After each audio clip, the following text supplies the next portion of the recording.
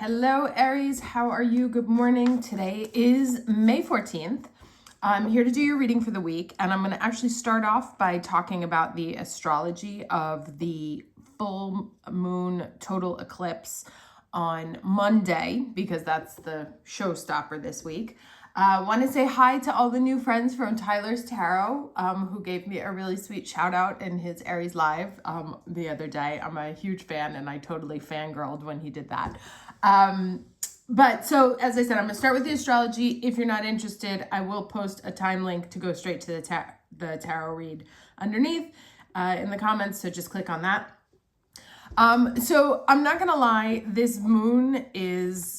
this eclipse is a mixed bag, right? And eclipses are already a mixed bag, but this one has some really nice placements and then some really shit placements. It's trining Neptune and Mars, it sextiles Pluto, but it also squares Saturn. And the moon is conjunct a fixed star that is known for self-empathy, but the sun conjuncts probably the worst fixed star in the entire zodiac. So it's really about the battle between good and evil, right? And the Sabian for where the eclipse happens is Indians making camp in a new territory, right? So the image is about, you've been moved. We don't know why they've been moving. Perhaps they've been kicked out of their territory. Perhaps they're looking for something new, but they have reached a specific destination, and the energy is about digging in, settling in, taking care of oneself, right? Maybe you're tired, maybe you need to sleep, maybe you need to recover, but they're setting up camp in a space that's new. And I want to read this quote that I had posted on my personal Instagram like years ago, and it popped into my head today because I think it's really sort of symbolic of what's going on right now. And it says, quote, "Personal power is the ability to stand on your own 2 feet with a smile on your face in the middle of a universe that contains a million ways to crush you," right? And I think that that's really the energy of this eclipse, right? Everything, there's like a bunch of shit going on around that's all pretty bad. Can you still dig in and take care of yourself, give yourself what you need, dig into that self-empathy despite the evil that may be happening on one side? Can you still take care of yourself? That's the sun-moon opposition. And after having come to this new territory, right, you've done all this internal work over the last few months, few years, and now Jupiter is here in your sign, blessing you with optimism, with abundance, regardless of the fact that there's like hell around you. So the challenge is really about, it's your choice about how you react to the things that go on. And so allllll, which is the fixed star where the sun conjuncts, is the head of the Medusa. And I talked about the Medusa a couple of months ago, that basically she just got like massively fucked over. I mean, the story of Medusa is that, she was condemned to be this evil, hateful bitch, but she got like massively screwed over by the people that were charged with protecting her. So the question now is, how do you respond and how do you react? Do you turn into the Medusa, or do you let Jupiter keep you optimistic? Do you let the other star, Agena, encourage your self-empathy, right? So that making camp in a new territory is a territory of your choice. You can either go in one direction or go in the other. And Saturn squaring this eclipse, I think I'm pretty sure I know which way he wants us to go, because he's in Aquarius and he wants what's good for humanity right now. And so there's going to be some lessons, right? It's like, okay, well, if you are going to dig into, or if you're going to make camp in the field of self-empathy and choose to take care of yourself as opposed to lashing out on others, what does that require, right? Do you have to be diligent in your taking care of yourself, in the structures that you set up, in the boundaries that you set up? You can't just be like, yes, I'm going to choose self-empathy and, cross your fingers and hope that everybody treats you properly. There are things that you need to put boundaries, rules, teaching other people how to care for you or how to respond to you, or teaching other people how the respect that you command for yourself. But that's the personal power, right? Going back to standing on your own 2 feet with a smile on your face in a universe that contains a million ways to crush you. So finding the tools that you need to be able to be in that position that regardless of what is happening around you, no matter how good or how bad, you are okay. You have the tools you need to take care of yourself and make yourself the strongest person you can be. And that's the new territory, right? And Jupiter's going to make it easy for us, but you have to lean into it. It's not going to just like, I said this in the last reading, take one step towards the gods and they take 10 steps towards you, but you got to take the first step. Okay, so I'm going to stop there and get straight into the tarot. Now, can I have the energy for Aries for the week of May 14th? Overall energy for Aries, week of May 14th.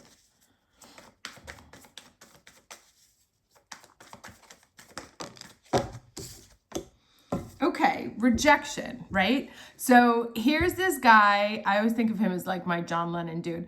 Here's this guy who's being told that he's not good enough, that he'll never make it. There's all these voices around you whispering to you that you can't do it, or that you're not good enough, or that there's something wrong with you. And this goes back to that message, right? What do you choose to believe? How do you react in the face of negativity? How do you take care of yourself to protect yourself against all of these people coming for you? And can you, despite what's going on around you, still find the courage and the creativity, and that's that Mars-Neptune conjunct, to do what's in your heart, or to be what you want to be? Where's my challenge cards? Okay, let's get the challenge energy for Aries, week of May 14th, please.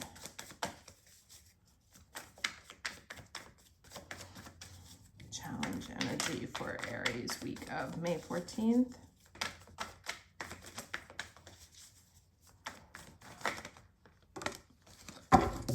Okay, so we have the Four of Pentacles, right? And the Four of Pentacles is both holding on, closing off, shutting down, closing into oneself, right? And that can be how one of the ways that we respond, right? We go into sort of protection mode.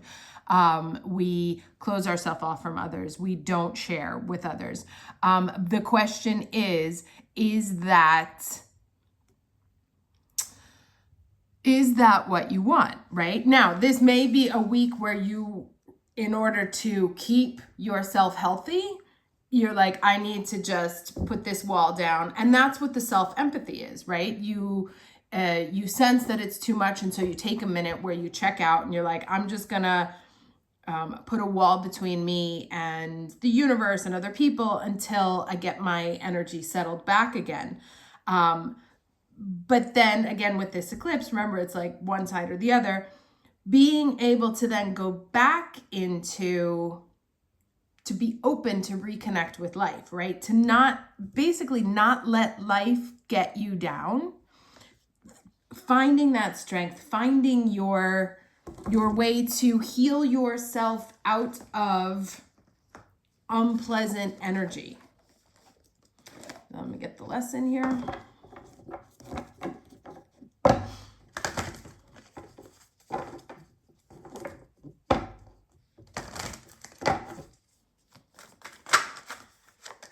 Okay, I'm going to take that one. And you'll like it. So Lord Ganesh, this is a lesson, infinite abundance, right? So we have two very opposing cards. And so here's what's interesting, right? This dude's in the middle trying to figure out what to do. And on one side, we have the shutting down. And on the other side, we have the infinite abundance. And we're kind of like in between, right? And that's what I said about this eclipse energy, is it's going to push you, put you into a certain position where you choose. How do I want to react? Do I want to become kind of like the crazy bitch Medusa person, or do I want to still engage with the universe as a abundant place, despite the fact that I am surrounded by people trying in some way, shape, or form to make my life miserable? You know, what power do you give them, and what power do you give yourself?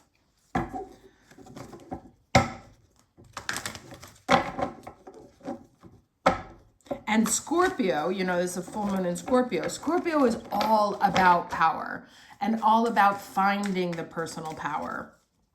And sometimes we find it by being dragged down to nothing, unfortunately. That is also Scorpio, the death and rebirth transformation. Okay, can I get starting and ending energy, please, for the week of May 14th?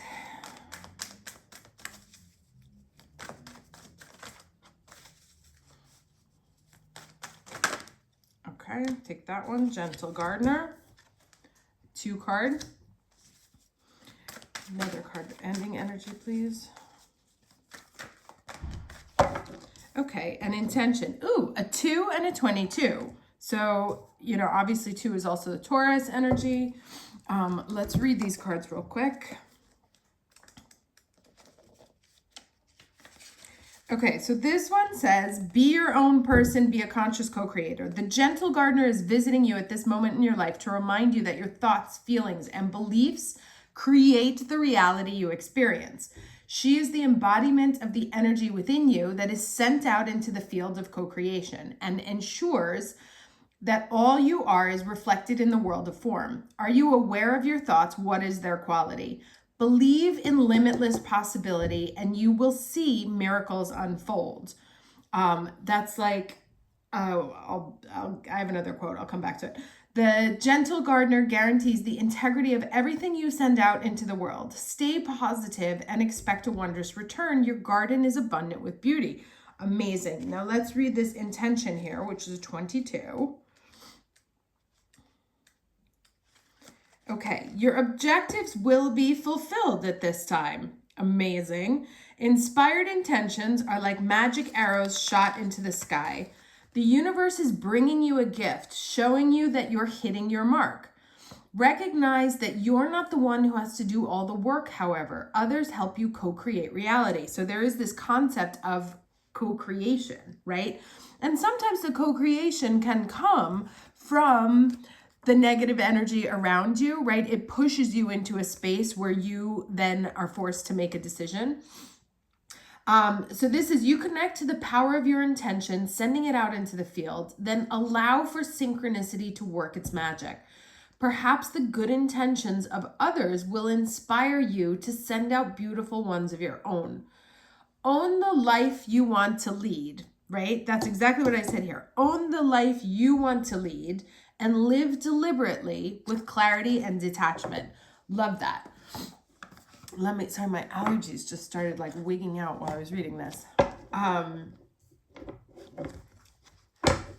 Let me get 3 cards here.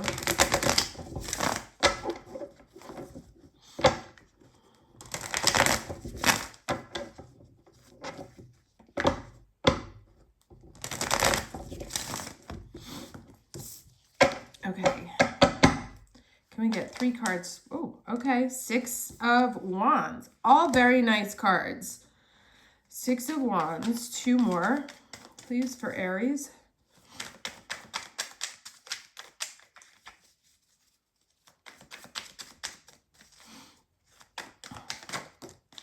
The Magician.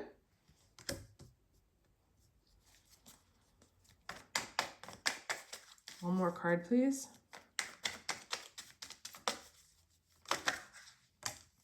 Okay, and the 4 of Swords. Okay, so it's interesting because we got these 2 4s here, right? So like I said, the eclipse is a mixed bag. There are pieces that are and then there are pieces that are great. And this is why I say it's really very much about you choosing the energy that you want to be in. There is going to be this energy. There's also going to be this energy available to you.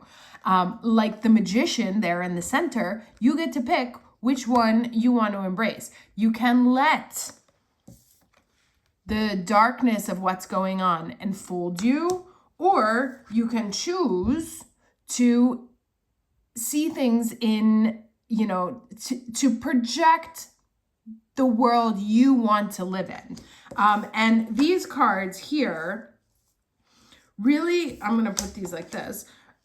They reflect each other, right? There's kind of like this dude, these dudes in the middle trying to decide between here or here.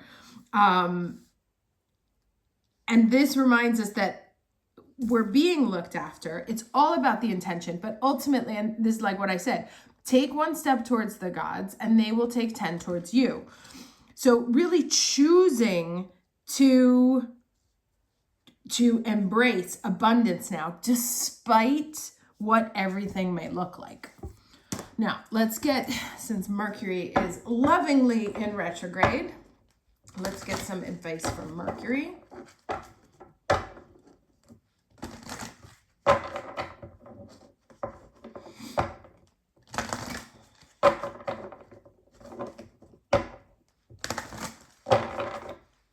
Okay, what advice from Mercury for Aries?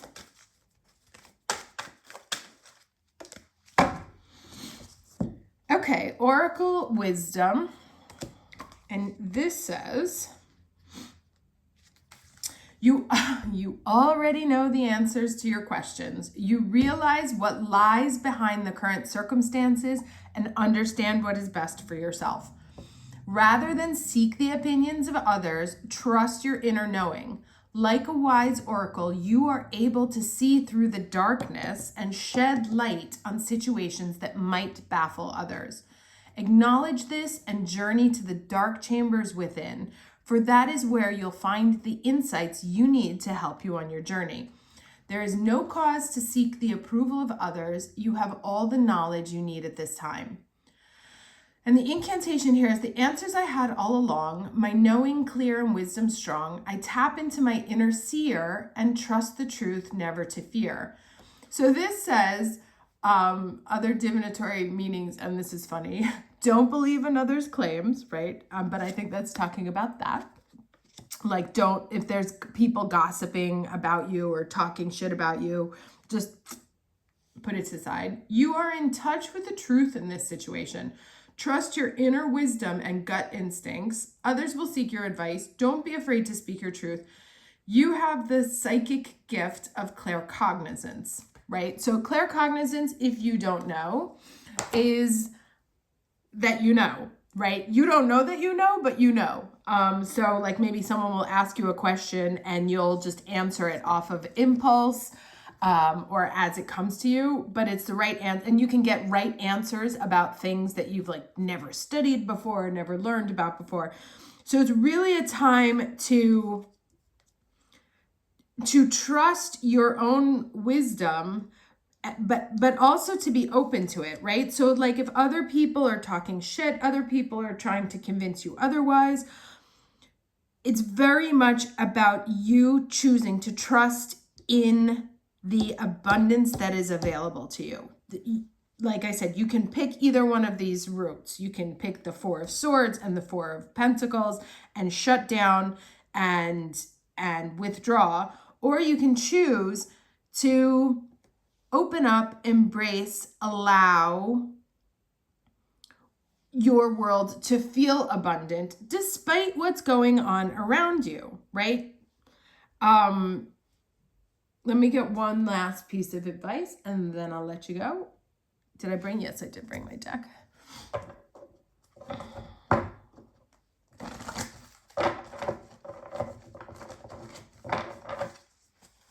Oh, I did want to also mention Wednesday the 18th, there is a Mars-Neptune conjunction. Be careful about your drinking and drugs or whatever that day, because when Mars and Neptune meet, like it could be one of those things where you have like 3 glasses of wine and end up blacking out or like doing something weird. So just when those two meet, especially for us Aries, it's be careful about anything that takes you into another realm. Let's put it that way. Right? But if you're doing like spiritual practices, you might find that day your intuition and your psychic energy is like supercharged. All right, can I get advice, please, for Aries, week of May 14th, please? Okay, what do we have here? Ooh, Goddess Freya, the Untamed. I like the Untamed. It's a 48, so it's a 12. Let's see what we have here.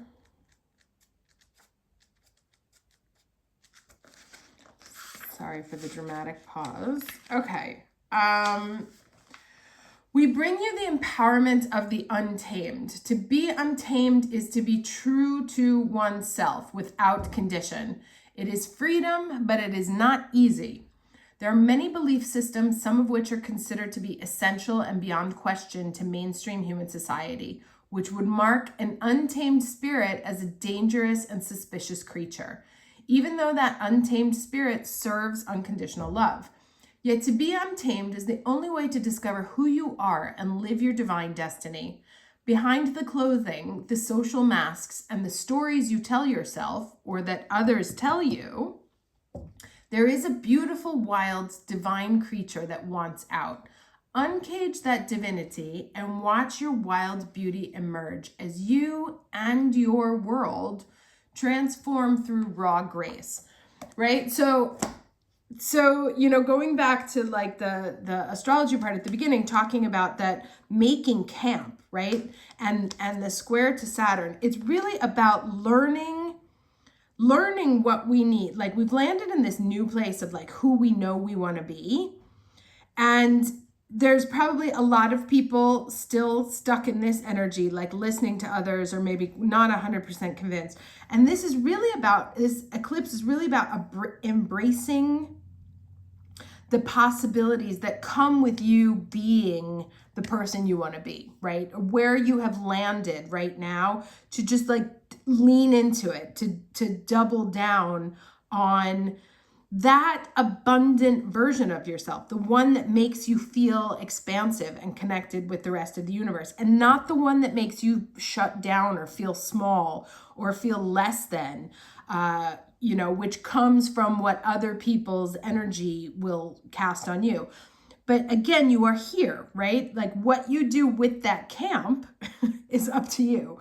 You can go in this direction or you can go in this direction. It is asking us to lean into the vision that we have of ourselves and to own it and be proud of it. To not, and this has been coming up for a while now, to not hide our light because it's uncomfortable to someone else, but also to not give credence to the chatter, right? Despite the fact that, and I go back to this thing at the beginning, right? Despite the fact that the universe has a million ways to crush you and people will love to do it, finding that sense of power, like literally burning off.